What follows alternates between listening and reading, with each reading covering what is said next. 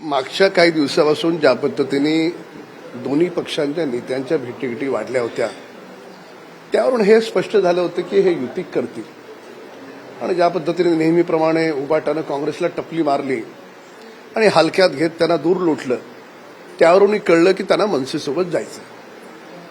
पण मनसेचे कार्यकर्ते मनसेचे नेते हे कसं विसरू शकतील की अतिशय जोमात असताना स्वर्गीय बाळासाहेब ठाकरे हयात होते तर त्यावेळेस याच उबाटाच्या उद्धव ठाकरेजींनी माननीय राज ठाकरे साहेबांना पक्ष सोडायला भाग पाडलं. राज ठाकरेंनी पक्ष नव्हता सोडला, त्यांना सोडायला भाग पाडलं. तर त्याच्यामुळे आज त्यांची राजकीय हतबलता आहे, उद्धव ठाकरेंची राजकीय आवश्यकता आहे, गरज आहे, म्हणून ते मनसेच्या दारी गेलेत. पण तरी सुद्धा दोघे एकत्र लढले तरी सुद्धा मुंबईचे लोक हे विसरणार नाहीत की कोविडच्या काळात उबाटानं कसे खिचडीत पैसे खाल्ले, प्रेताच्या त्या कफनमध्ये पैसे खाल्ले, कोविड सेंटरमध्ये पैसे खाल्ले. विसरणार आहेत का लोक?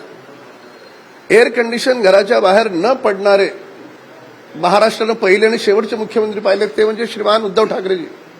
तर त्याच्यामुळे एकत्र येण्याचा काहीही फरक पडणार नाही. सभा होतील, उद्याच्या पत्रकार परिषदेत 30 वाक्य येतील, मुंबईला महाराष्ट्रापासून तोडणार, मराठी माणूस तेव्हा राज्यसभेची खासदारकी द्यायची वेळ येते तेव्हा आठवतो काय ना मराठी माणूस? महानगरपालिकेचा कंत्राट द्यायचं असेल तेव्हा आठवतो काय ना मराठी माणूस? मराठी माणूस यांना आवश्यकता असेल त्यावेळेस आठवतो आणि आवश्यकता संपली की मराठी माणसाचा विसर पडतो. तर त्याच्यामुळे कितीही एकत्र आले, युतीची घोषणा झाली तरी 35-40 पर्यंतचा आकडा जात नाही हे मात्र निश्चित.